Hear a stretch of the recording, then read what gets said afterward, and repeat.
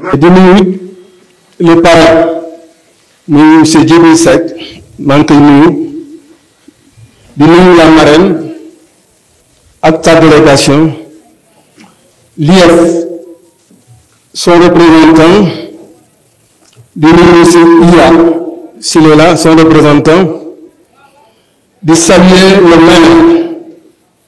bi nga xamante ni moo organisé deuxième édition distribution des prix ak fourniture scolaire di nuyu le CODEC di nuyu bu baax le CODEC ak tous les enseignants de Bargny di nuyu les délégués de quartier di nuyu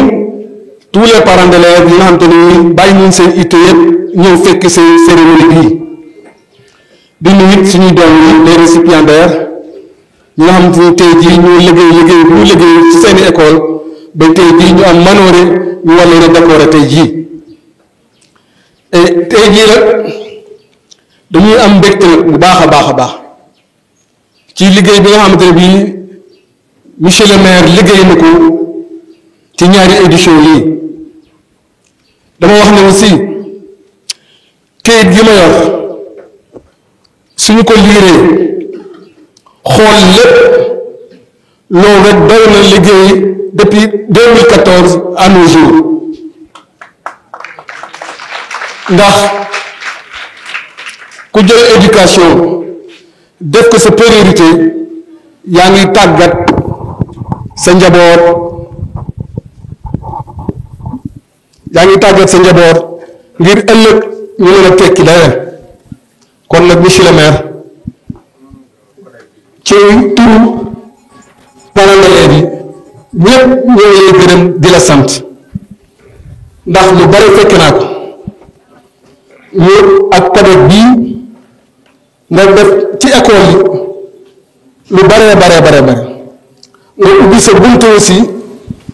que saa yu ñu la soxlaa sa buntu ubbeeku na ñu ne waxtaan ak yow nga defal ñu suñu nga defal ñu li ñu bëgg kon nag lu mel nii bu amee parents d'élèves yëpp toog danaa ko wax seen kanam monsieur le maire kat ci wàllu éducation moom ci def lépp lu mu man ndax man mii de bu wax ak yéen depuis 1990 maa ngi ci commune bi di liggéey avec le maire Mar Diouf mais lu mel nii c'est la deuxième fois Bargny di ko am te ñu jóge ci monsieur le maire de Bargny kon nag monsieur le maire ñoo ngi lay gërëm bu baax di la ñaanal yàlla nag yaa xam loo bëgg nag ci àddina yaa xam loo bëgg ci commune bi aussi yàlla na yàlla defal la ko ñun ñëpp kontaan nañ ci yow ndax saa yu ñu la soxlaa rek ubbi sa bunt te li ma gën a neex ci yow aussi mooy da ngay rassembler toute la population de Bargny nga wax sa bëgg-bëgg population bi wax seen bëgg-bëgg loolu lu jafe la ndax mën ngaa wéet sa bureau rek di décider mais wéetuloo sa bureau di décider loo bëgg ci Bargny dañoo oo population Bargny yëpp wax leen ne kat lii laa bëgg fii laa jëlee Bargny su baaxee ñu tàccu la su fekkee ne am na la nga xam ne ay rëq-rëq am ñu jóg ne kat monsieur le maire war ngaa def nangam ak nangam ma jël loolu encore boo demee sa bureau gën a rectifier pour mën a satisfaire waa Bargny loolu mooy nit day déglu nit du découragé surtout un maire du découragé te yow xam naa ne doo découragé mukk yaa ngi ci toujours di defar kuy defar nag dañ ko war a jàppale beneen bi ci des mooy du ma bàyyi micro bi te félicité wu ma les Bargnois de la diaspora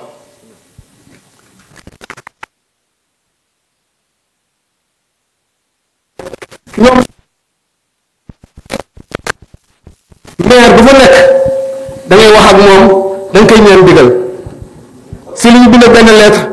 ñaan digal monsieur le maire pour ñu mën a intervenir ci école yi monsieur le maire bu ma jotee lettre bi da leen tontu bu rafet ne leen jox naa leen lépp lu ngeen bëgg a intervenir ci école yi jël leen mais loolu nit ku baax rek ko am parce que moom naa wax ne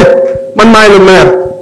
maa fi dogal kenn lu fi dogal mais moom dafa jël nga xam ne ñooñu ay waa Bargny kon moom te bëgg nañoo intervenir dans les écoles ci éducation bi ci santé bi ci lépp mu autoriser leen ñu def ci li ci njëkk nag mooy école bii di mix be toiture bi da doon senn yépp moom ñoom ñoo jël seen xaalis def ko ci ba mu baax école Mbod 2 c'est la même chose ñoo jël lépp defar ko ba dootoo gis benn senn mais lu mel noonu ku koy def nag te nekk nitu Bargny dañuy man ñun ñëpp ñu rafetlu loolu waa diaspora di def mooy demande aussi ñi nga xamante ne ñoo nekk Bargny dama wax ne ay cadre ngi fi ay borom alal ngi fi mais ñoom leen jàppale le maire sur le problème de l'éducation parce que école yi ñu ngi souffrir lu bare mais seul le maire bii mënul defar lépp il faut doomu Bargny ñi nga xamante ne ñoo jàngoon fii ba tey yàlla may leen dara tey ji war nañoo ñëw jàppale le maire jàppale éducation bi ba bu ëllëgee nos enfants mën a dem fa nga xamante ne fii ëllëg foofu ñu ne tey jii loolu lay ñi nga xamante ne ñoo fi ne di ay cadre ñu ñëw jàppale monsieur le maire ci loolu benn bi ci des mooy ci wàllu seen Minam monsieur le maire ñu ngi lay demander aussi la clôture de Minam ñu defar ko yàgg nañu koo wax te damay xalaat bi su ne ñenn ñi aussi dañuy gaaw gis seen bopp yaakaar nañu aussi dañuy bokkul ci lëf yi te si li ñu bokk Minam si la bokk te sécurité wu école mooy mu am clôture yàlla baax na aussi diaspora bi utal na leen ndox ñëw na bi ci biir école bi clôture rek moo des te gis naa ci kii lii bi ngeen ne yéen a ngi ci jàpp yéen a ngi ci mais dañu bëgg nag loolu ngeen gën cee baral ba sécurité boobu am ci biir école bi mu am loolu laa waxoon dinaa ko sànni di gërëm nag toute l'assistance ci seen ñëw yéen daal naa ko asalaamaaleykum wa barakatu Ahmed Seck di nuyu tous les conseillers municipaux di nuyu l'association des parents d'élèves waa CODEC ñi nga xamante ne ñoom ñooy les partenaires de la commune pour organiser activité bu mel nii nuyu délégation bi nga xamante ne nii ñoom laa àndal monsieur le maire j'ai la délicate mission de prendre la parole devant mes oncles je pense à tonton Mopate Samb nijaay Ablaye Gueye Ciss nijaay Bayran Samb Ndeye Khady Samb ñoom Toulaye ñoom Khady juste pour témoigner des relations particulières qui lient Aminata Samb avec sa famille waa Bargny nag ci turu Yaafi la ñu ko gën a xam donc ñun bu ñu defee délégation bu toll noonu ñëw monsieur le maire à travers ma voix toute la famille de Aminata Samb dit Yaafi vous dit merci nous mesurons à sa juste valeur geste bi nga xamante ne porte ngeen ko à son endroit elle est tellement contente de cet acte que bind na ay feuilles yu bëri yóbbante ma ko bi may ñëw ma ne ko ñaar yi laa ciy tànn pour gën a xamale ndaw yi nga xamante ne tey ñoom ñooy fekk cérémonie bi dont vous êtes la marraine ñu xam kan mooy Aminata Samb dit Yaafi gannaaw ba mu amee bac jàng def formation CFPS mu ngi njëkk a jël service à Thiès jaar na Mexe mais li ëpp ci carrière am Yaafi Samb mu ngi ko defee école de filles elle a fait 23 ans de carrière à l'école de filles donc ñi ko xam ñëpp daanaka xëj na foofu la ñu ko xamee gannaaw ba la ñu ko affecté école japonaise mu nekk fa première directrice ba mu fa jógee mu dem école Mbod 2 foofu la jëlee retraite am en 2011 vous conviendrez avec moi monsieur le maire que toute la carrière de cette brave dame elle l'a consacrée à l'éducation des enfants de Bargny donc su jamono doxee ba ñu am équipe municipale bu fi nekk reconnaître le mérite de ces dames à travers Yaafi Samb sargal nga bépp jigéen bu ne ci éducation ñu ngi la ciy sant di la gërëm ci reconnaissance boobu madame Aminata Samb Yaafi nee na mu ngi sargal bu baax collègue am Djibril Seck bi nga xamante ne ñoom ñaar ñoo defandoo CM2 way juróom bu góor jàngal ko nee na mu ngi koy ndokkeel bu baax ci bés bi nga xamante ne ñoom ñaar bokk nañu ko fi di ñaan xale yi seen parcours ñoom inspiré leen ndax nee na moom ba mu bokkee ak classe monsieur Djibril Seck daaw góor ñi daawuñu leen raw kon yéen jigéen ñi nga xamante ne yéen a fi nekk bu leen ko bàyyee ak góor ñi nee na mu ngi profité également ci cérémonie bu mel nii sargal fépp fu enseignant ne ci Sénégal mais beral loxo bu baax tous les enseignants de la commune de Bargny ci seen Pastef ci seen taxawaay ngir dimbali xale yi bëgg pour ñu mën a am xam-xam mën a ñoŋal seen xam-xam. monsieur le maire madame Yafi Samb nee na li ngay def ci éducation yëg na ko bu baax gannaaw ba nekkatul ci classe yi nekkatul ci direction yi mais fa mu toog këram ay collègues am ñu ngi ko fay fekk di ko wax li ngay def ci enseignant. li ko ci gën a frappé mooy ba mu nekkee école japonaise abri provisoire ya fa ne nee na yaa ko daanal defaral ko ay salle de classe. école Mbodj tabaxal nga leen fa ay classe donc nee na comprendre nga bu baax Sénégal gi nga xamante ne moom le président Macky Sall bëgg a tabax dafay jaar ci éducation mooy la valorisation du capital humain nee na mu ngi lay sant bu baax ba nga ko comprendre nekk ci ndax nee na nee na école mun nañu ko jàppee comme immeuble. école primaire moom mooy fondation bi nee na bu fondation bi dëgëree mën nga teg premier étage mooy CM mën nga teg deuxième étage mooy le cycle secondaire mën nga teg troisième étage mooy le cycle universitaire et j'ai trouvé que c'était une très belle métaphore. nee na mu ñaan waajur yi ñu gën a fonk xale yi gën a toppatoo seen njàng ndax suñu bëggee li nga xamante ne ni moom mooy xew ci réew mi doomi Bargny gis ci seen bopp am ci cër bi ñu war a am dañuy fonk suñu ay njaboot taxaw bu baax ci seen jàng ba lépp loo xamante ne ñu ngi koy dogal ci réew mi doomi Bargny mën cee gis seen bopp. li mu ma wax bëri na lool mais mu gudd mu gàtt monsieur le maire njabootu Yafi Samb waa kër Sayur waa kër Njàppali Aram Siis ñëpp kontaan nañu bu baax ci teraanga bi nga defal seen doom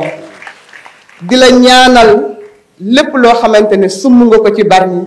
suñu boroom kàttanal la ak ñi nga àndal ba nga yeggali ko ak sa sago ndax nee na doxaluloo dara sa bopp waxaluloo dara lépp loo sumb pour Bargny gis ci boppam Bargny nekk am ci place yu baax yi nga xamante ne moom la ay nawlem am kon mu ngi lay ñaanal bu baax yoon wi nga sumb yàlla na suñu boroom jàppale la ci taxawu la ci ñu ngi sant ñëpp ñu ngi gërëm ñëpp lu ci dëng rek ci man la sama ay nijaay dolli nañu ci sant la gërëm la ci cëral bi nga cëral seen jigéen ndax ku leen noppal la merci beaucoup ñu ngi sant ñëpp di àndal ñëpp jàmm.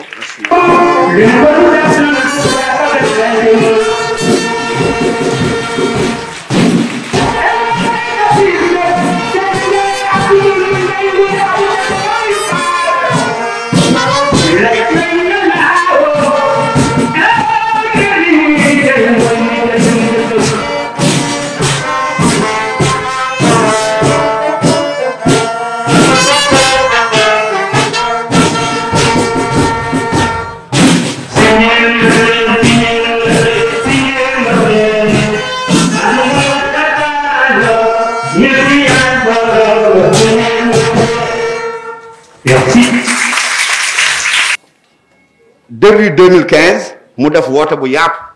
woo acteurs yëpp muy les enseignants les partenaires de l'école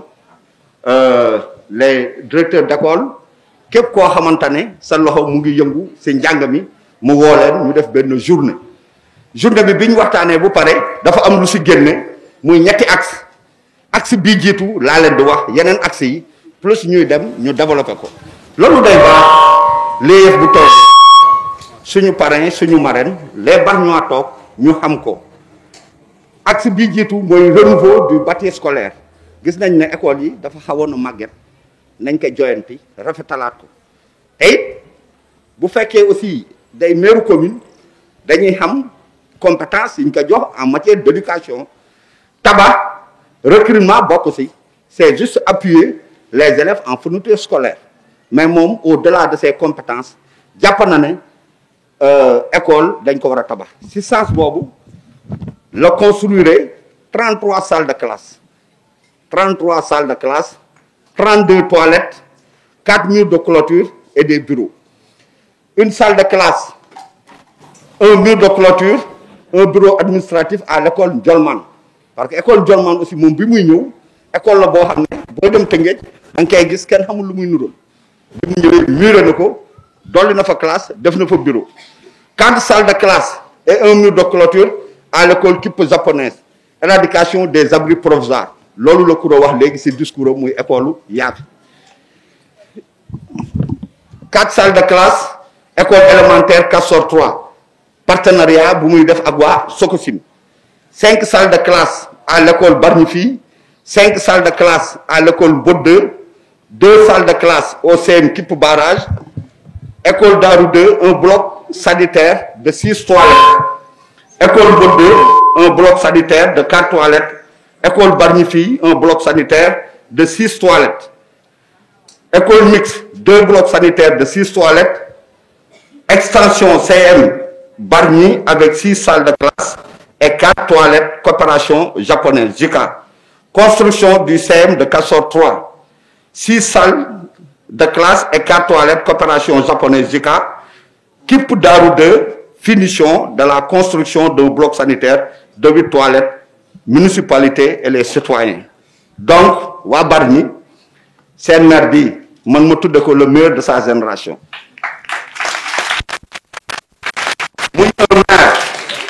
Boo xam ne dafa am une vision parce que vision du jël di doxal waxoon naa ko léegi le pari du 21e siècle c'est l'éducation et que Macky Sall loolu la indi tudde que le capital humain mais le maire ce qu'il est en train de faire inspecteur mën na ko certifier sa vision dafa mel ni le PDF bis le plan décennal de l'éducation et de la formation axe numéro 1 accès, numéro 2 qualité, numéro 3 gestion. Man maay axe numéro 1 de la vision du maire ñu ngi ci renouveau du bâti day en parallélisme des formes day ànd ak accès yeneen yi nag on verra mais je dis monsieur le maire merci et vous êtes une opportunité pour Bargny et que Bargny yéex na jot ci yow li des nag mooy que ces élèves ces parents d'élèves ñu xam ne Bargny ça nous appartient et on a un maire qui est en train de faire un travail extraordinaire sur le plan de l'éducation. Nous, les acteurs, nous accompagnons. Donc, monsieur le maire, merci et à votre équipe municipale. Merci beaucoup. Bonjour, monsieur le maire de la commune, monsieur l'inspecteur d'académie, monsieur l'inspecteur départemental de l'éducation et de la formation, monsieur le président des parents d'élèves, chers enseignants, chers élèves, je vais bousculer un peu le protocole au lieu de faire un discours de remerciement seulement, mais également une adresse aux enseignants et aux élèves. Donc je voudrais vous exprimer, monsieur le maire, notre profonde gratitude sur le choix porté à ma modeste personne, en me désignant comme l'un des parrains de la fête de l'excellence. À travers cette distinction, c'est encore les anciens qui sont honorés. Par ma voix, nous vous disons encore merci et vous serons toujours reconnaissants.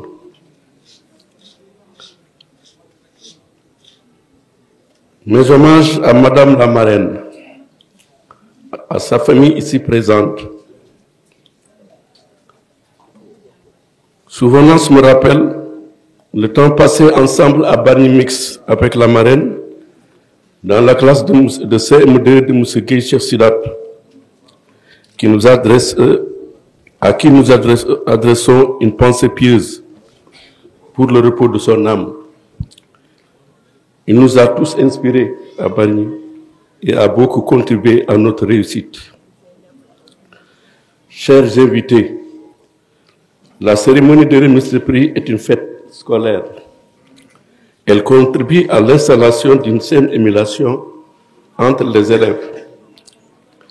C'est aussi un moment propice de réflexion sur notre système éducatif. Reconnaissons-le, notre école connaît des problèmes qui ont fini de s'installer dans la durée, au point que tous les acteurs du système s'interrogent sur l'avenir de nos enfants. Aujourd'hui, l'école sénégalaise telle qu'elle se dessine semble être le carrefour de toutes les angoisses. Celle des parents qui y envoient ce qu'ils ont de plus cher, leurs enfants, avec des sentiments mitigés d'espoir et de scepticisme. Ensuite, celle des enfants qui y vont sans percevoir à quelle fin, Et enfin,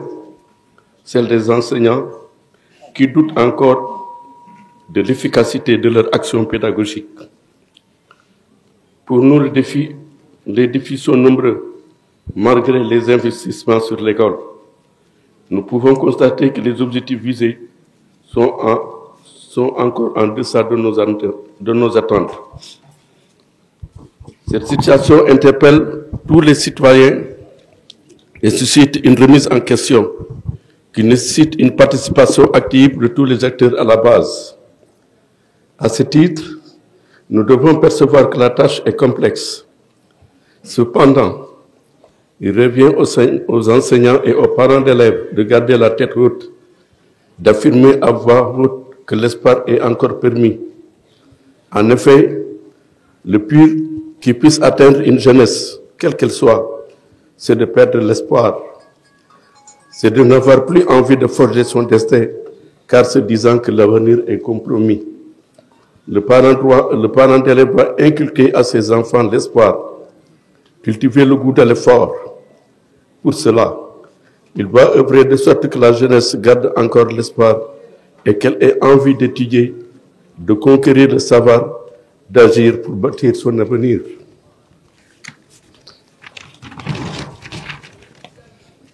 L'école, à la fois lieu et moyen d'éducation, doit promouvoir une pédagogie d'anticipation pour que l'apprenant ait toutes les parades nécessaires pour s'insérer harmonieusement dans sa société. Un système éducatif fondé sur nos valeurs et croyances ancestrales et ouvert aux exigences de la modernité, avec comme enjeu majeur la refinalisation de l'école, la requalification des enseignants, l'implication des acteurs et surtout l'amélioration de l'environnement scolaire est gage d'une éducation nationale démocratique permanente qui est au service du peuple pour assurer la formation du futur citoyen. Honorables invités, je ne saurais terminer sans évoquer un phénomène qui prend de l'ampleur dans la vie scolaire. C'est l'indiscipline dans les établissements scolaires. L'école est au plan formel le lieu de la reproduction sociale. À cet effet, elle doit assurer la formation des consciences en devenir en inculquant à nos enfants, entre autres, les valeurs morales et civiques susceptibles de garantir la stabilité sociale. Pour ce faire, il faut essayer de créer et de maintenir dans les classes une atmosphère saine de responsabilité, d'intérêt et de valeurs humaines, d'espoir, de travail et d'amour pour les études. L'enseignant ne doit pas être autoritaire, arrogant ou cassant. Il ne doit pas manifester de mépris envers ses élèves. Il doit être paternellement ferme et employer l'énergie nécessaire de façon sereine, prudente et digne. Enfin, il doit imposer le respect aux élèves sans les humilier ou les intimider. Quant aux élèves, ils doivent être sages, respectueux et obéissants. Ils doivent comprendre que la bonne conduite est une exigence sociale qui doit être observée dans toutes les circonstances de la vie à laquelle l'école réserve une grande importance. Pour terminer, Monsieur le maire, je félicite toute l'équipe municipale pour la belle organisation de cette fête de famille et remercie tous ceux qui sont venus me témoigner leur sympathie. Parents et amis, mes chères épouses, enfants, petits-enfants,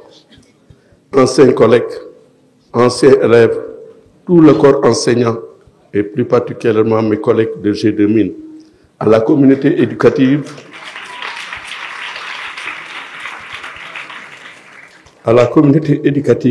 je souhaite une bonne année scolaire 2021-2022 en ce début de l'entrée des classes. Je vous remercie de votre attention. N'est-ce pas, une commune intéressée dans ce codec, parce que Sendou aussi fait partie du codec. Mais cette fête est une fête dédiée, n'est-ce pas, à la commune de Bargny, aux apprenants qui sont là avec nous, devant nous, et qui sont illustrés par leur travail. Ils ont été les meilleurs dans leurs écoles, et on va primer aujourd'hui le meilleur de chaque classe à Bargny. Ce qui veut dire que donc ici on est en train de réprimer donc l'excellence. Vous êtes donc ici des enfants, vous êtes des apprenants. Faites tout pour que la station que vous occupez aujourd'hui, vous n'avez plus le droit de descendre à cette station. Je m'adresse à vous, élèves. Vous n'avez pas le droit de quitter cette position, n'est-ce pas, à laquelle vous êtes aujourd'hui. Léegi ci noonu wolof donc ma bëggoon xamal ne da ngeen sargal si ni ngeen sargale nag mooy wane ne amatu leen droit fi ngeen toog nii ngeen ñàkk a fayda ba seen moom ñëw di leen bousquer pousse leen jël seeni place da ngeen war fu ngeen toll di gën a liggéey pour que fi ngeen nee nii muy gën a yokk mais warut a wàññeeku ci loolu yooyu nag maa ngi sant di gërëm autorité fi toog yëpp commencé ko si imam pareil parrain bi marraine bi monsieur le maire de la commune de Bargny monsieur Gana Matar Samb ma bëggoon nga jóg taxaw Gana Matar parce que c'est le président de la commission éducation formation il ne ménage aucun effort su ma àndee moom cérémonie day téléphoné ba jeexal jël sama téléphone woote kaa woo di ba mujjee yëpp pour que cérémonie ba ñu def manifestation ba ñuy def mu mën a baax te bëgg digoo ko dara lu dul jàppale monsieur le maire pour lu muy taxaw di ko taxawee mu mën ko matal li am solo mooy nit man yàgg naa ko wax dama ne du kenn koo xamante ne kii man ngaa taxaw ma ñàkk sama ñàkk fayda ba dina waxal loo xam ne defaloo ko man melu ma noonu bindoo ma noonu liggéey laa ma sa gëm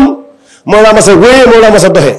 ñi dëkk bari liggéey bu ñu fàttali ko bu baax ma nekkee xale dañ naan Alassane Diop mool man la dañ seetlu rek école bu daan tëj dama daan def 1 mois et demi à la mer préparer 1 mois et demi n'est-ce pas année scolaire bi ni ma daan jàngee nag moom bëgg ngeen jàpp si bu baax xale bu école tëjee dama daan créer ay amitié ak classe bi nga xam ne ñooy des élèves qui sont en classe supérieure pour mooy jël seen documentation anticiper sur le programme à venir premier semestre ndam du mooy laa daan am deuxième soo nee sax ma nelaw te j'étais très brillant à l'école ñi ma doon jàngal doo xam nañ ko très brillant à l'école école su ma daan ne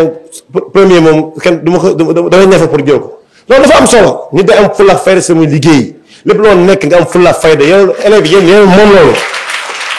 mu des nag ba ma ñëwee jël kuréel gi nga xam ne mooy directeur yi may ñu leen di nuyu ñoom ñëpp kenn ku ne dina taalal loxo di la nuyu di la gërëm di la sant parce que ñoom ñoo ma tànnal seen bopp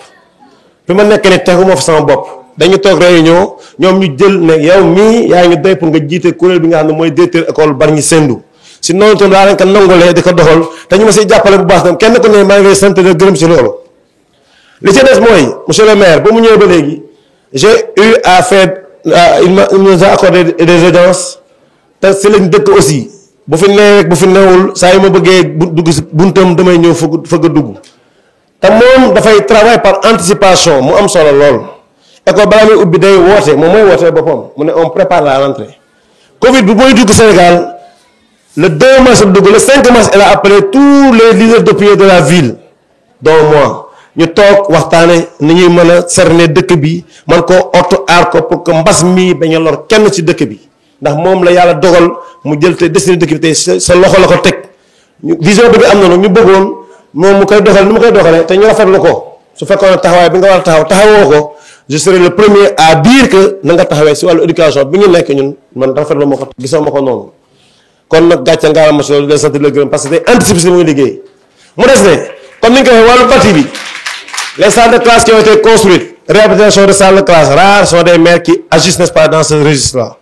mu des ne chaque année daaw ak ren moo ci yem 3 millions de francs lay décaissé mu tëddee nii les fournitures scolaires on n'en parle même pas c'est une valeur estimée à 12 millions chaque année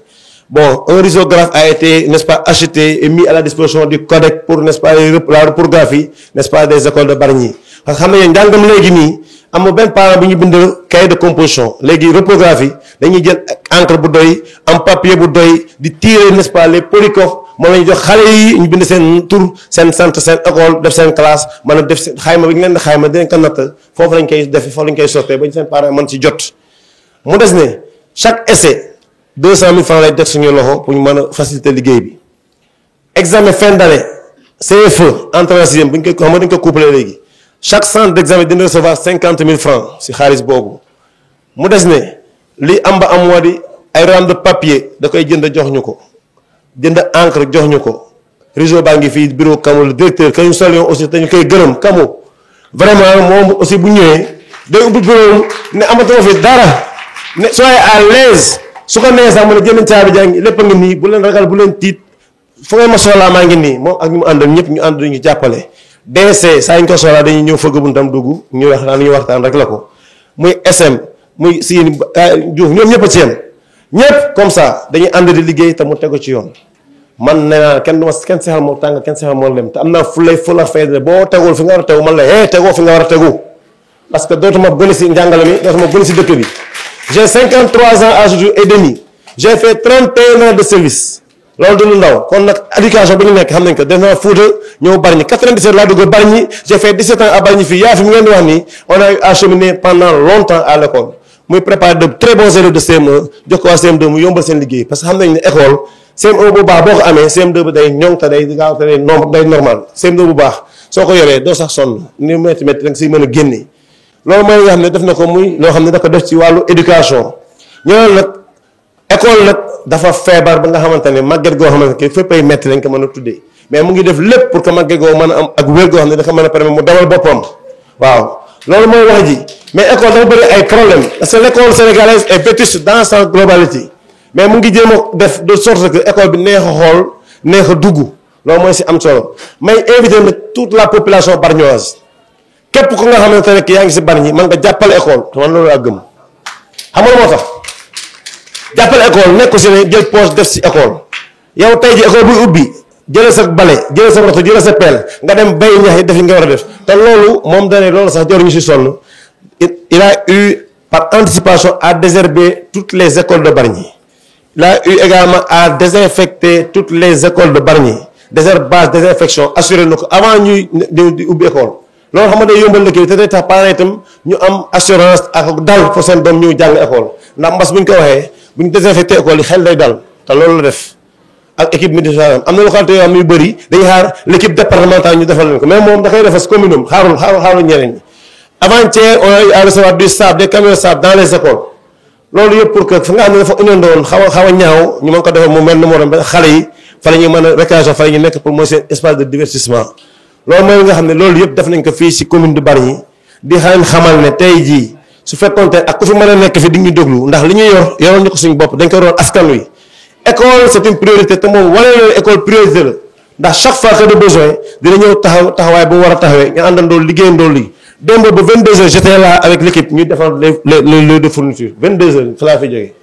kon loolu nga xam ne du ndaw léegi nag li ñu bëggoon nag di ko fàttali mooy xam naa certainement c'est pas une omission peut-être c'est un point de coordination et de compréhension avec le fournisseur il y a pas eu de craie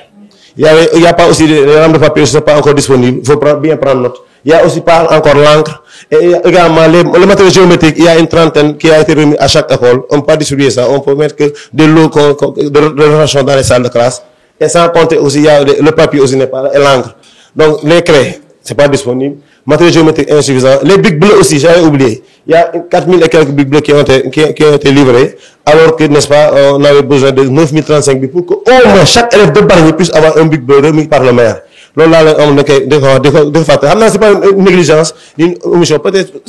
ça pourrait être éventuellement vous connaissant peut-être un problème de compréhension et n'est-ce pas dans la commande avec les fournisseurs certainement bon loolu laa amul loo xam ne moo gën a ko wax di wax ne nag kenn ku ne fii boo jëlee benn ramu papier nga def ko si école di mën nga def école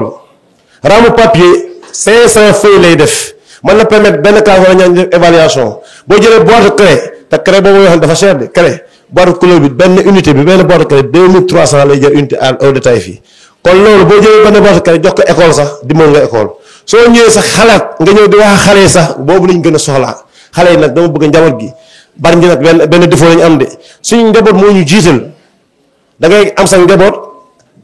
parents dañu école na ma monsieur Diouf man dama jaar kii la mën sa moom dara mag aw a ngi am borom kër sa jëkkër laa soxlaa sa moom jël ko sa moom nax ko ba jël ko sa poos wala mën la sa gone gi ko tuddee dara loolu bàyyi leen loolu ab gone warul jiital kilifa xale dañ koy décider dañ koy orienté ba kër baabu nag ràññee ñu soog ko bàyyee boppam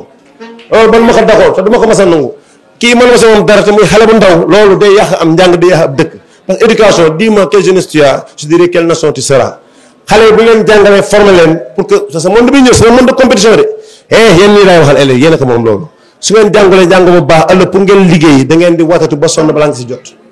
parce que monde bi day gën a yokk ay Bargny il y a cela il y a même pas longtemps ñaata population yegguloo sax 30-40 000 actuellement on a voisé les 70 000 habitants 70 000 âmes du lu ndaw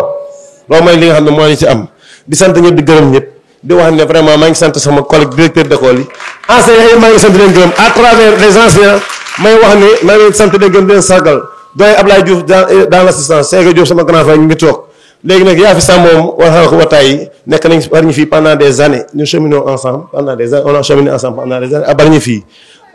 imam maa ngi lay jox sa wàccuwaay bu baax loolu laa amoon damay yëkkati te xam leen ne seen maire bi lu ma war a tegu si éducation tegu na foofu bés bu tegoon tànk ma ne ko d'accord sama yow vision bokkutuñu gis-gis waaw non je suis comme ça man je ne mange pas mes mots ki bu ma war a wax dara damay Macky Sall sama invité woon tey ma wax ko li ma xalaat si Sénégal li ma xalaat si njàngal mi asalaamaaleykum wa rahmatulahi taala wa barakatu di sant ñëpp.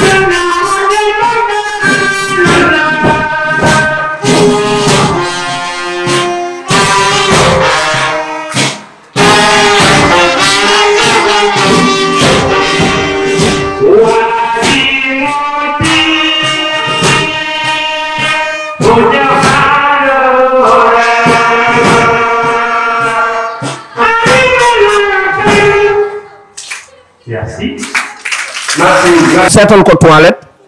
fu amuloo mur mu miire ko mais bi mu defee loolu yëpp ba mu daj dafa dugg si li ñu tuddee l'appui pédagogique après l'accès c'est la qualité et qui dit appui pédagogique dit impact de la qualité des enseignements apprentissages. Monsieur le maire, merci de la vision. Donc foofu l'année si calendrier comme ñu Bargny dañuy am lu ñu tuddee des essais zonaux. C'est-à-dire chaque année day am 2 essais yoo xam ne dañ koy def à l'échelle communale mu ne day organiser ay séminaires d'échange parce que Bargny aussi am nañ ressources humaines parce que bu ñu compter IEF li inspecteur yi ñu am et bëri nañ te macha allah ku ne occupé na fonction yu rëy ñi nañu ministère ñen nañu feneen mu am des enseignants yoo xam ne aussi ñoom à leur niveau servir yu ñu Bargny mais mën nañ jariñ Bargny donc loolu mu créer ay séminaire enseignants yi di dajeek seeni doyen ñuy waxtaan pour xool fan la ñuy gën a teg seen tànk pour jàppale élèves yi ñu ne waaw mu ne day subventionner les parents d'élèves loolu moom bon man aussi c'est vrai du ma doyen mais Assane 96 ba léegi yàgg na j'ai été à Bambey def naa fa 6 ans bi ma ñëwee Ségué laa ne aussi bi ma génnee Ségué ma dem yeen mais yàlla def na par rapport ak samay activités damay dem dans toutes les communes du département de Rufisque mais maire yi buy subventionner ay parents d'élèves fii laa ko gis donc tàccu leen lool donc non seulement parents d'élèves dañuy accompagner seeni élèves di leen joxe fourniture mais le maire seetal na leen ab local seetal leen bureau chaque année aussi muy jël si xaalisu commune bi di leen ko jàppale pour ñu mën a gën a suivre aussi gën a doxal seen liggéey donc monsieur le maire merci bi mu paree si loolu le collectif des directeurs d'école la CODEC bien vous recevez des subventions mais loolu aussi lu bees la peut-être inspecteur Seck dina si wax dara loolu lu bees la des subventions au CODEC subvention financière nag pour que CODEC bi mën a doxal ay activités man bi ma nee Ségué ñu daan ma yebal réunion dañ daan ñëw di indi cotisation mais avec le maire je pense que avec les subventions mën na régler le problème des cotisations beneen bi école bu ne mu koy jox une subvention de 150 000 depuis 2019 lu waral loolu parce que dañ daan toog ñu ñëw ne facture courant bi ñëw na facture ndox bi ñëw na coopérative yi mënu ko fay ñu couper ko moom pour éradiquer yooyu yëpp mu ne école bu ne chaque année dina la jox un appui de 150 000 francs merci monsieur le maire ay xale yi tàccu leen loolu. examen bu amee actuellement enseignants yi dañuy génne ñeneen ñu wala les commissions d'examen buñ fa nekkee mënuñu wàccee di añi di ñëwaat moom mu jël en charge la restauration des commissions d'examen sur l'étendue du périmètre communal. Donc loolu aussi maire bi mu ngi koy def mais defu ko parce que ñële dañ am problème fu ñu lekkee defu ko parce que daf ko war a def mais daf ko def parce que kii ñëw si dëkkam di évaluer ay doomam ses administrés kooku bu nekkee dans de très bonnes conditions mais dina mën a def une évaluation objective et sérieuse. Donc monsieur le maire merci loolu yëpp day dem si la qualité day dem si vision bi beneen bi mooy les fournitures scolaires depuis 2016 ñu ngi koy joxe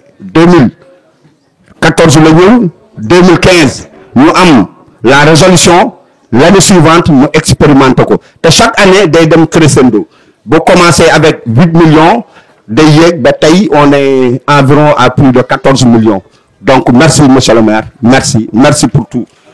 Donc beneen aspect bi aussi fourniture scolaire gis naa commune ñu koy joxe en milieu d'année scolaire gis naa ñu koy joxe en fin d'année scolaire mais le moment où les fournitures sont remises du moins mais c'est important parce que je sache jeudi la élèves yi dem école vendredi samedi donc lundi waxoon naa ko ci kanam concept bu tey jàng tey bien Arona directeur madame Aw Assane Kébé je pense que dès lundi le maire wala la commission mën na def une tournée man fay pour xool effectivité le concept jàng tey ibbi tey parce que loolu aussi moo am solo si le maire prend l'argent du contribuable bargnois qui appartient à tout Bargny mu prioriser le secteur de l'éducation dañ ko koy nangul parce que c'est un secteur bu ñu war a investir mais en retour les acteurs de ce secteur mais on a des attentes et que je pense que actuellement suñu place du place bi ñu war a occuper ci IEF bi mais depuis 3 ans résultat yaa ngi yéeg te gëm naa ne avec le retour de ñoom Baye Dame ak ñeneen le comeback je pense que Bargny d'ici 3 ans sera la première le collègue de Bargny sera en tête au niveau de la circonscription te c'est possible parce que maire bi li muy def lépp pour l'éducation ak yéen enseignants yi fi ne seen niveau ak seen parcours je pense que Bargny war na jël la première place waxuma sax ci IEF bi mais au niveau de l'académie donc loolu mooy woon axe 2 ce que le maire a fait sur le plan de l'appui pédagogique fourniture appui financier aux écoles appui au CODEC appui à l'UCGE et appui au fait des établissements franco-arabes loolu aussi am naa yóbbante bi kii gère la commission franco-arabe xamal na ma daara yi nee nañ monsieur le maire li muy def ci élémentaire loolu lay def ci daara yi donc moom xamul daara xamul français moom li mu xam mooy Bargny ay doomu Bargny lañ ñu ngi lycée ñu ngi CM ñu ngi EMP loolu intéressé ko lenn moo ko intéressé mooy maire Bargny alalu Bargny la yor fépp fu doomu Bargny ne war ci jot il fera tout pour mu jot ci merci monsieur le maire donc ça nous permet de donner la parole à Mame Yambou Gueye représentant de l'IA.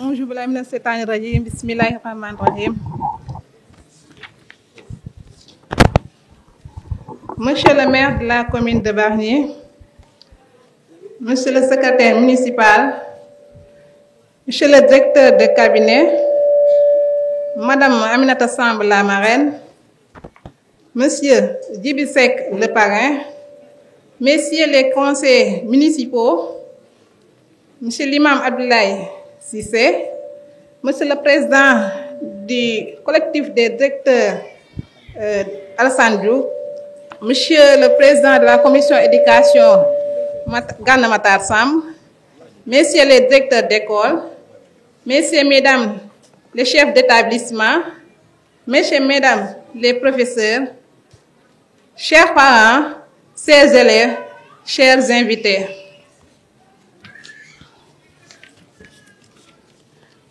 Tout d'abord, je dois exprimer toute ma gratitude pour l'honneur qui m'est fait pour représenter l'inspecteur d'académie. Et là, nous allons vous dire que nous réjouissons de l'organisation de cette 2e édition au sein de notre mairie. L'excellence a toujours posé un problème majeur aux différents acteurs de l'éducation car beaucoup d'enseignants, de parents s'inquiètent de la faiblesse d'acquisition de la plupart de nos élèves, ainsi que des résultats et concours souvent mitigés, BFM, Bac, CFE. Ici, nous ne pouvons pas nous féliciter des résultats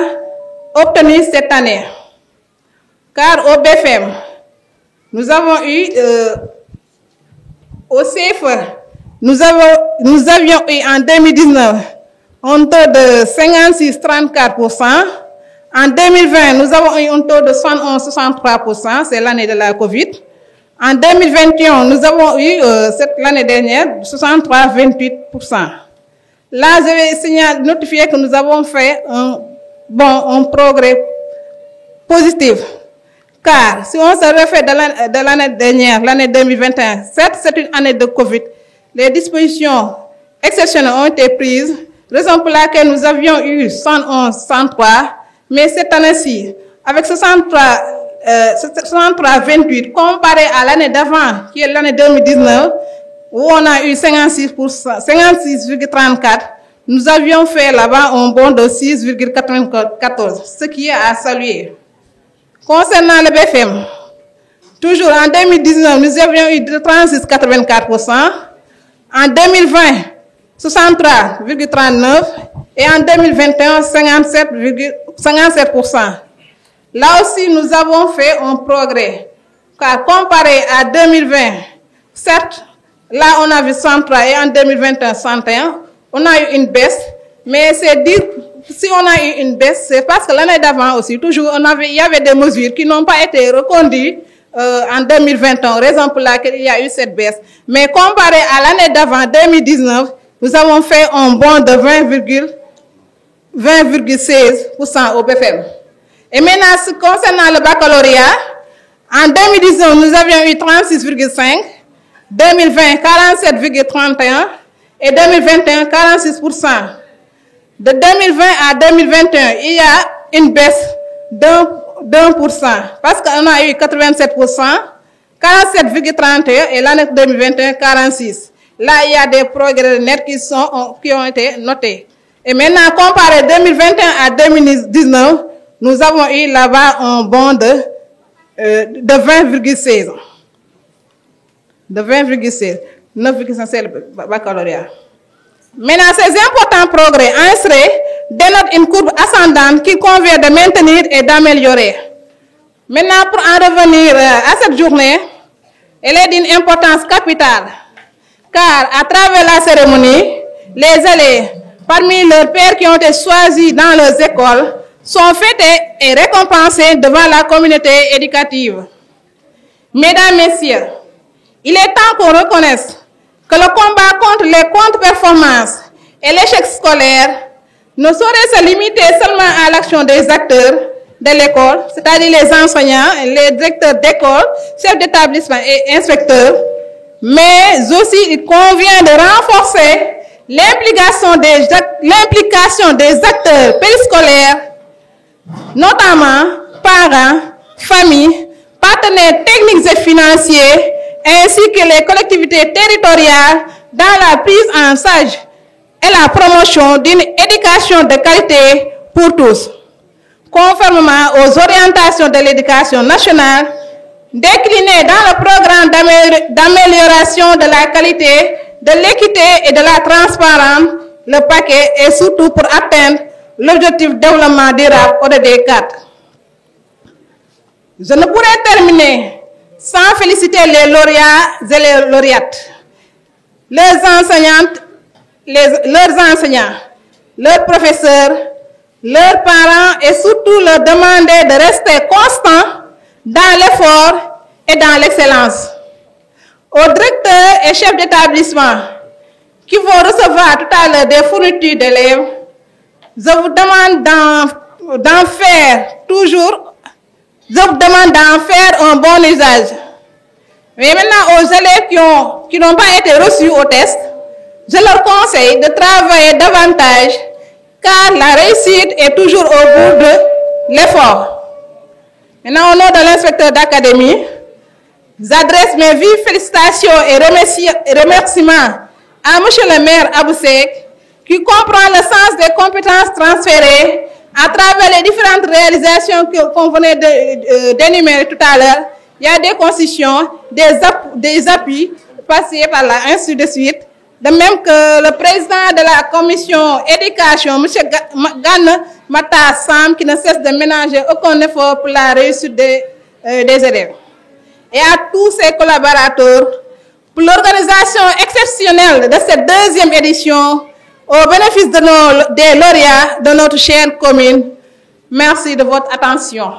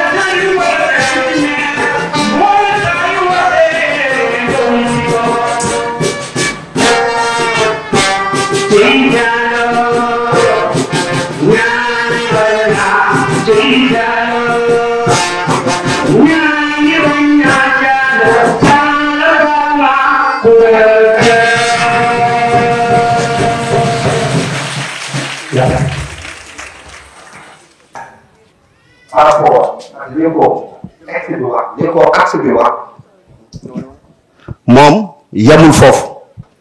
au-delà des écoles élémentaires nee naa leen léegi mu ngi tabax ay classes au niveau des CM mu ngi accompagner aussi di primer les élèves des CM et du lycée mais dafa am leneen lu am solo lu am Bargny loo xam ne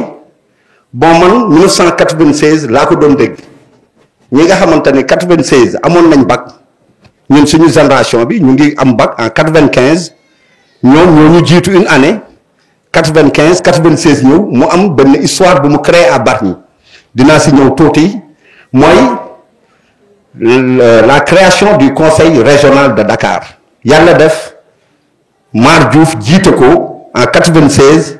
ñu am le conseil régional de Dakar ñu gis waa Bargny ñu bëri ñi nga xamante ne orienté wu ñu leen woon université ñuy jël li ñu tudde ay prise en charge ay bourse ñu leen di fayal foofu lañ ko doon dëggee donc tey ñu bëri tey ñu ngi liggéey di jariñ seen waajur si loolu lañ bénéficié wu mais moom la maire bi mu yëgsee mu gis ne le conseil régional amatul le conseil départemental moo fi ne te dafa am budget consolidé budget boo xam ne bu ñu ko joxee juste c'est pour régler les missions mu ne à Bargny pour lutter contre la déperdition scolaire pour bañ élèves yi bu ñu amee insuffisance de résultats ñu dàq leen seen parents yi mënuñu leen fajal mu créer le service social pour l'accompagnement social dénk ko à liggéey ñuy toog di si def liggéey bu rafet ak ñoom mat leen ak la commission éducation service boobu seen mission mooy jël en charge képp kuy xale bu nekkoon CM wala dem dans le privé sa parents yi amuñuy moyen le maire jël engagement di leen faire donc loolu def na ko 2017 ba léegi montant global bi toll na ci 50,353,500 francs tàccu leen loolu waay donc le maire de Bargny prend en charge des élèves de la localité ñii mu leen di fayal génération 2000 ñii la réussite ñii Al Khalifa ñenn ñi sax Bargny excellence ñenn ñi EMP donc maire boobu nag dugal na ci 2017 ba léegi 50,353,500 francs en moyenne 100 millions 10 millions par année et que ñooñu aussi ñu ngi am ay résultats probants du mën a jariñ seeni waajur barke démb lañ ibbi dépôt yi parents ñëw di déposer donc maire bu ñu def loolu rek non honnêtement man mënatuma ko qualifier loolu yéen waa Bargny vous avez un maire boo xam ne xam na seeni réalité alalu Bargny aussi yemaale ko ci boppam yemaale ko ci ay militants tasaare na ko ci biir Bargny te loolu mooy développement loolu bu weesoo mu ngi joxe ay bourses am na élèves yoo xam ne aussi dañuy dem dans les écoles privées de santé mu leen di fay ñu bëri am nañ seen diplôme tey ñu ngi liggéey yàlla ak moom la bu loolu weesoo mu ñëw ci étudiants yi bon yàlla def na ñun ñoo créé woon le REP le rassemblement des étudiants de Bargny li may wax nag histoire am na ñu ko fekkewoon mais lu leer lay wax ay Assane Kébé yi ci gannaaw ñoo bàyyi daam mën nañ ko seede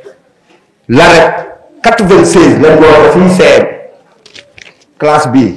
ñu tudde woon assemblée xaw ma palais lañ ko tudde woon mooy la classe montée à la suite de l'année blanche lañ ko monté ñoom Gansek ak ñoom Atoumane ñoo fa jëkk a jàngi 6e bi ñu redoublé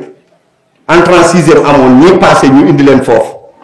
classe boobu lañ def assemblée générale ñu créé la REP le rassemblement des étudiants de Bargny ñu jël Ablaye Ndiogou Samb jiital ko muy suñu président ñoom Baye Sidou ñu ngi ci woon ñoom Ousmane Ndiaye ñoom Sembène ñoom Sems bi ñu paree foofu moom mu ngi woon France ñun bi ñu tawaloon 1 an 2 ans ñoom France ñu créé ce qu'on appelle AEB Amicale Entente Bargnoise di jël ay ordinateur di ñu ko yónnee tey il est maire donc bi mu nee étudiant jokkalante bi mu doon def diggante waa Bargny ak waa Bargny ñi ñëwoon Montpellier mais il a pris l'initiative sur lui mu ne moom étudiant génn na xam na li nee ci étudiant te comme Sénégal dafa bëri université am na Bambey am na Ziguinchor am na Thiès am na Dakar mu ne non fépp fu doomu Bargny ne pour mu mën a jàng dans la quiétude moom dina jël appartement donc actuellement à Thiès nous avons 2 appartements Saint-Louis 1,8 million par année pour appartement au niveau de Bambey ñoom jox nañ leen un appui de 3 millions en 2021 300 d'un appui de 3 millions en 2021 300 000 ok donc appartement à Ziguinchor depuis 2020 1,8 million par année prise en charge de 11 élèves bargnois dans les internats franco-arabes depuis 2020 bourse dans les métiers portuaires et de la santé depuis 2018 avec un chiffre évolutif de 40 à 100 en 2021 mise à disposition d'un appartement pour les étudiants bargnois de Dakar 6 millions de francs CFA par année mise à disposition d'un appartement des étudiants bargnois à Thiès depuis 2019, 1 500 000 francs par année. Un deuxième logement a été engagé en 2021 pour 1 500 000 francs par année. Donc, monsieur le maire, merci, merci, merci, et merci encore. Les ensembles de l'UMUDEF, c'est le maire de Bargny, mais les ensembles, moi que dakay def gëm ne ay waa Bargny la koy defal mais loi bi tënku ko pour mu def ko niñ décliner les compétences mooy commune élémentaire lay accompagner conseil départemental mooy jël CM ak lycée état mooy jël université mais moom il prend l'élémentaire, il prend le franco-arabe, il prend le CM, il prend le lycée, il prend les universités. Donc bon, amatuma qualificatif peut-être que après le seetal ma qualificatif mais ce que li ma mën a wax mooy honnêtement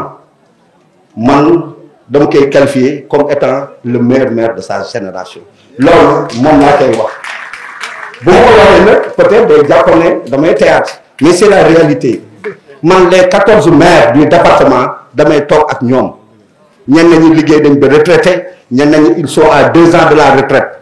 mais moom moo si am âge boobu te am na benn témoignage bu ma un adjoint au maire wax buubu de papi de Moussa Ba nee na ñoo en réunion ñu ngi ko tuddee neexi tubaab waaw donc muy loolu merci monsieur le maire donc waaw damay jox kàddu gi la ma jox mu am lu mu sànni après moom mu ñëw jëlee discours bu paree discours ñu commencé la remise. asalaamaaleykum wa rahmatulah. dañ ne fekke cër la dafa am témoignage yoo xam ne ni buñ koy wax ci nit xañ na dina neex ci xolam waaye mi ngi gën a ki nekk ci wetam te bëgg woy wi nga xam ne ni moom la nit ki am. monsieur le maire tey jii yar nga ay doomu aadama instruire nga ay doomu aadama ndax woy wi nga am man bëgg naa koo am kon naa fexe bay jëf-jëf ji nga xam ne ni moom ngay def ci biir Bargny waaye nag dama ne kéwél du tëb doom jëbët te dañu ne butéel saañ ba ko saañ la butéel ba def dong lay xeeñ li tax kon géwél bi ne juddu bu lañ ndey bàyyi waaye fayda borom fayda moo la tax a noonu la dem jàngi fayda moo la tax a dellu si ci sa dëkk waaye fayda moo la tax a jóg pour jàppale sa dëkk kon yàlla na la yàlla fay dama lay xamal ne la sama lu mel nii nga def ci courage da koo def ci armée sénégalaise man moo ma tax di wax muy El Bachir Seck El Bachir major lañ ko nommé major nag dañ ne récompense la waaye ki ko mérité rekk lañ koy jox armée de l'air kon kii du cuune kon boo ñëwee nekk monsieur le maire macha allah Seck Ndiaye Atoumane man Ndiaye Ngoné Abou Demba Baye Mar jërëjëf merci beaucoup. Merci Diouf. Madame Yafi Samb, représentée ici par Koura Diouf. Madame Yafi Samb, marraine de cette belle fête. Monsieur inspecteur Djibril Seck, parrain également de cette édition. Et surtout, chers récipiendaires, suñu ay doom yi toog jàkkaarloog ñun. Madame, Messieurs les conseils municipaux, Mesdames, Messieurs les représentants de l'inspecteur d'académie de l'IEF, Monsieur le secrétaire municipal, Monsieur le directeur de cabinet, Mesdames, Messieurs les délégués de quartier, président du conseil de quartier,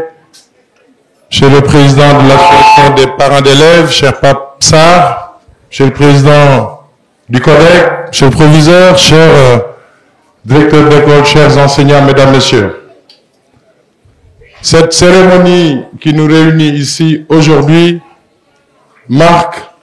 ma détermination et mon engagement de faire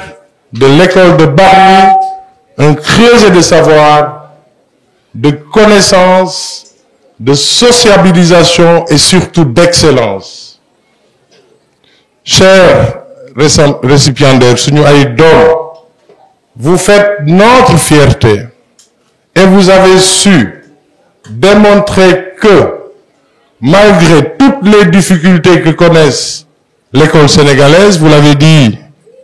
bien, c'est vrai, nous avons un certain nombre de défis, de difficultés. Vous avez su montrer que l'assiduité, la discipline et le travail est capable de renverser toutes les montagnes et de donner des résultats. Yéen ñi toog suñu ay doom li ngeen wane mooy lan jafe-jafe yi bari na bu ngeen di dem école di ngeen jongante di ngeen gis ay problèmes yu bari ci école yi yombul classe yi day fees léeg-léeg état bi ñuy nekk dina des waaye da ngeen a déglu seeni enseignants da ngeen a déglu seeni parents fexe ba génn ay résultats yoo xam ne moo waral ñu teg leen fii tey di leen célébrer. C'est la fête de l'avenir de Bargny aujourd'hui. Parce que moi, en tout cas, personnellement, ma conviction est établie de longue date que toutes les sociétés qui ont su avancer, renverser des défis, ont placé l'éducation au cœur de leur politique de développement. C'est pourquoi je voudrais dire ici, mesdames, messieurs, le corps enseignant, depuis 2014, bien, président, l'éducation, c'était la grande cause de notre mandat. Nous avons, oui, connu des passés glorieux, nous continuons d'ailleurs d'en vivre, mais ces résultats, yi nga xam ne moom la xale yi am bu ñu ko amee tey c'est grâce à des référents yoo xam ne ni dañu ko am fii ci Bargny, à des fiertés, et ils sont nombreux. Mais dañu ci tànn tey ñaar ñi nga xam ne ñi leen toogal ñu ngi nii mooy Yafi Samb ak inspecteur Djibril Seck ku am ay références yu mel noonu leen kese dong moo des un peu d'effort parce que quel que soit aussi li parents yi def les référents dans la vie l'effort c'est toujours utile.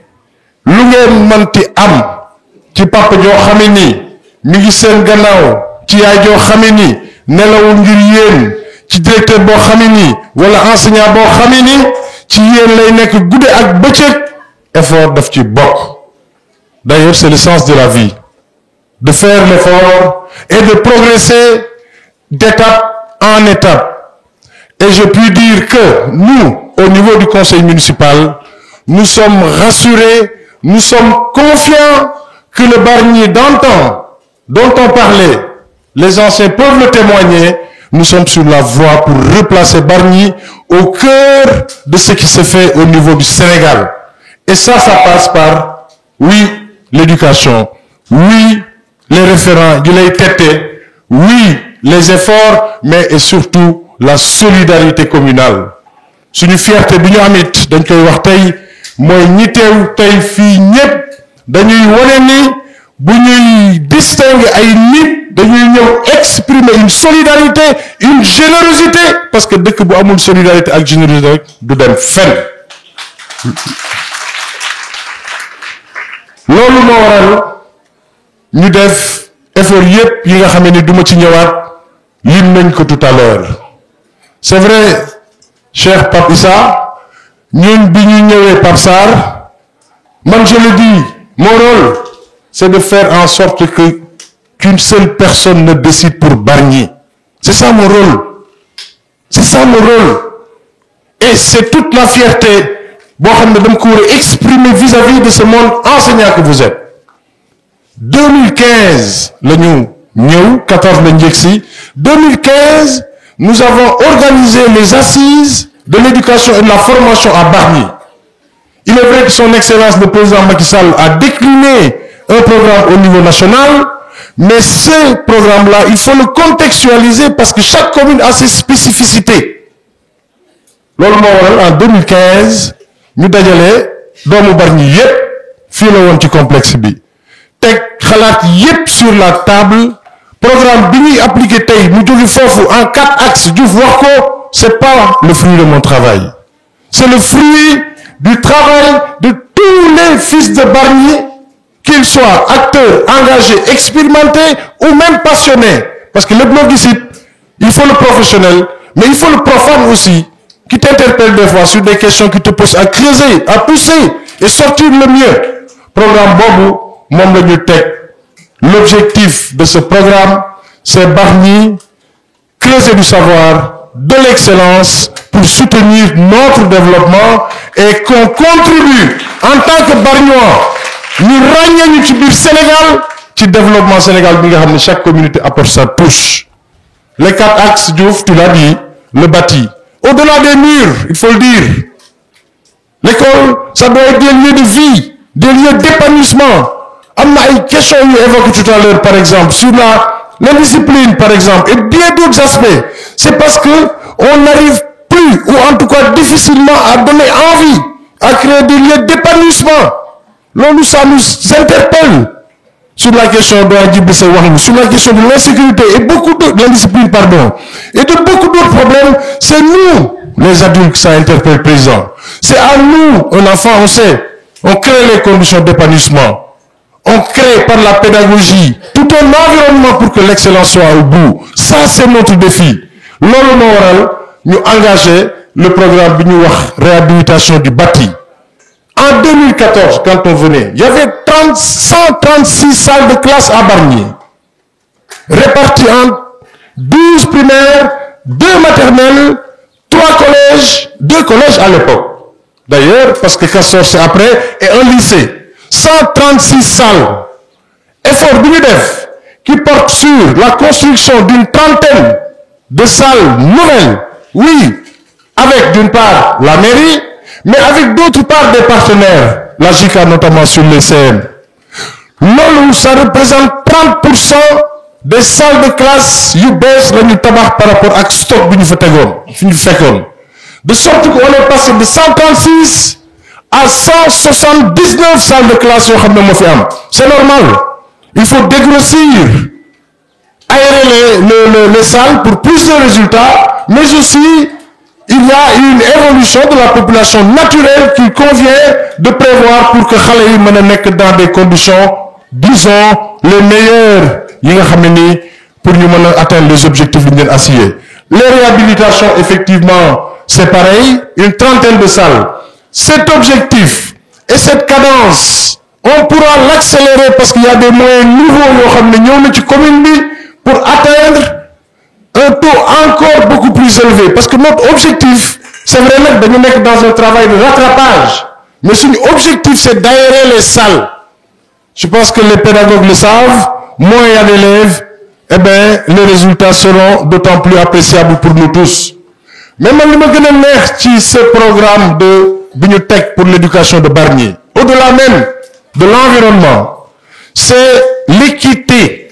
une école pour tous. École rek moy indi nit jogé quelle que soit condition sociale jogé ben niveau de président de la République. Il y a que l'école qui peut fabriquer ça.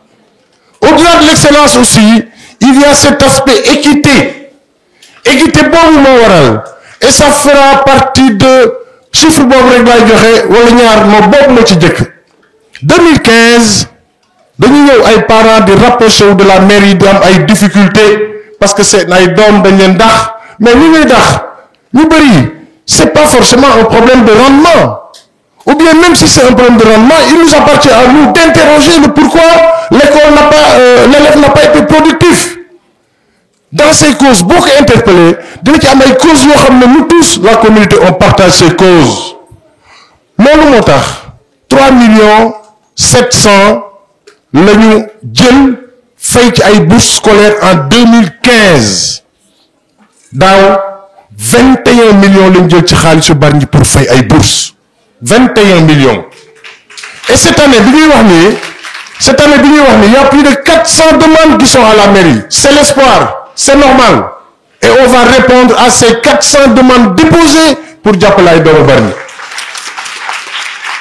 Au-delà de ça aussi, il y a l'école Bargny, l'école par ricochet, et bien, Diapolay. Parce que c'est la somme de tout ça qui fait un environnement favorable pour ñu mën a génne ay élèves yoo xam ne ni daañu mën a concurrencer une concurrence saine bien sûr seen yeneen numéro pour que Bargny indi sa touche sur cette longue marche de l'édification de notre cher Sénégal. beneen bi nga xam ne nit am na solo wax nga ko tout à l'heure Koura fondement c'est vrai mais après il faut aller au-delà aussi jusqu'au monde étudiant. Diouf a rappelé la date peut-être c'est des choses que fàttali ko dina am solo avant ñu am ren Diouf ñun bi ñu génnee CM suñu génération am bac am pardon BFM dañu créer association des anciens élèves du CM de Bargny. Je me rappelle à l'époque et c'est aussi le lieu de rendre hommage à Mar Diouf l'ancien maire de Bargny. Nous quand on a créé cette association c'était avec les Sini Seck Mondoy Omar Seck Cheikh Seck Daouda Sembène mën naa ko na di ko lim modestement j'en étais le président. Juste après notre passage au CM la mairie daf ñu doon fayal ay coupon transport ça coûtait 3700 à l'époque parce que bus bi y avait des gens qui avaient des difficultés pour mën a fay dem jàngi ñu bëri dañ doon arrêté jàng à l'époque chance bi ngeen amoon ñun amuñu ko parce que ñun amuñu woon lycée on était obligé de Tëngéej. C'est là qu'a démarré disons ce que moi j'appelais l'ancêtre du REB l'association des anciens élèves du CM. Maintenant continuer cette bibliothèque là les premiers livres Souleymane Seck jour bi dëkk fi la àndoon ñu jël ko centre culturel français c'était loué à 5000 francs et je dois rendre aussi hommage à Mapaté Samb parce que cette bibliothèque a été édifiée pendant que lui était ici dans le cadre d'une délégation spéciale. Et c'est pour dire que c'est l'effort de tous chacun des fois des gens que tu soupçonnes même pas parce que c'est vrai fii aussi dafa am des gens imbus de valeur du lépp lu ñuy def la ñuy wax du lépp lu ñuy def la ñuy wax dafa am solo moo tax j'en reviens à cette thématique ensemble nañu ànd nañu solidaire nit mën nga ko gis doo ko xam ngir yàlla teg ko ci yoon bu ko juger avançons ku ne indi li nga am parce que jombul kooku mi ngi def lu wér lu ëpp yow mi nga xam ne yaa ngi wax kooku def na ko certainement te waxul te it yar yi ñu yar ak diina ju ñu nekk dafa ànd aussi ak humilité loolu dafa am solo ñu xam ko nag ci Bargny ab lébu moom xam nañu ci valeur yi nga xam ne teg na ko humilité ni mu ci bokkee loolu yëpp pour revenir et conclure par rapport à nos récipiendaires suñu ay doom yi nga xam ne ñoom ñoo toog parce que ñoom la ñuy fêter tey la somme nag de toutes ces actions CODEC enseignants parents d'élèves municipalité bonne volonté parrains de par leur influence moo joxe des résultats yoo xam ne c'est fort appréciable mais le chemin est encore long et foofu lay dindee li ma bind 2014 CFE ñu ngi woon ci 34% de taux de réussite 2014 CFE mooy fin 2014 la ñu teg 2015 ñu ngi woon 62% un bond énorme 2020 ñu ñëwaat 47% donc nous avons beaucoup progressé mais il reste encore un chemin très long boo xam ne nii il faut ñu gën a retrousser les manches loolu cela c'est le CFE beneen bi may joxe comme résultat mooy BFM 2014 c'était 39%. 2019 dem nañ ba 67% de taux de réussite 2021 54%. Incontestablement effort yi ñu def ñun ñëpp 2019 2014 ba tey fay na seulement dafa des par rapport ak li nga xam ne nag mooy suñu ambition parce que suñu gis-gis ci Bargny suñu gis-gis suñu ay doom ëpp na résultat yi ma wax moo tax Omar ñu ngi lay nuyu nañu continuer ensemble liggéey bi pour def que Bargny donne au cœur de ce qui se fait dans ce Sénégal fi may jeexale mooy on doit le faire parce que lii xew dans notre environnement amul woon pendant que les Yafi étaient là pendant que le doyen Djibi Seck était là amul woon lii xew jamono boobu tey lan moo xew te foofu lay jeexale Sénégal la ñuy indil fii ci suñu Bargny mooy pôle urbain bi Diamniadio la tudd mais dama koy bamtuwaat ñoo ko moom li am fii yépp ñoo ko moom décret bi nga xam ne jël nañ ko mois de mai bi passé déggoon ngeen coow li Sénégal yépp et bien tey Bargny pousse nañu ko ba gendarmerie Diamniadio ba jël gendarmerie Diamniadio loolu pousse nañ ko xéwal yooyu nag ñaar moo am Sénégal ko moom ñëpp ci yem ñaar moo am ku jege mooy xaw ma ni ñu koy waxee waaw mais à condition et foofu laay jeexale à condition nag qu'on s'y mette tous.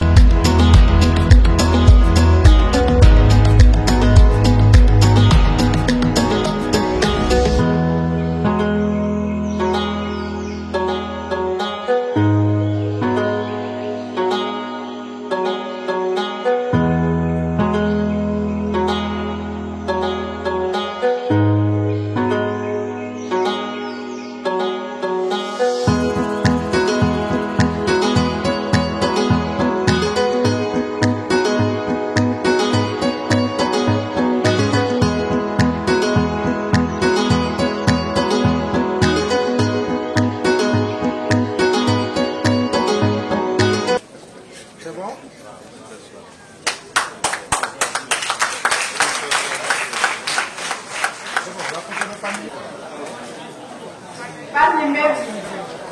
Coumba Diop Mouhamed Ndiaye. Bargny maire Coumba Diop Mouhamed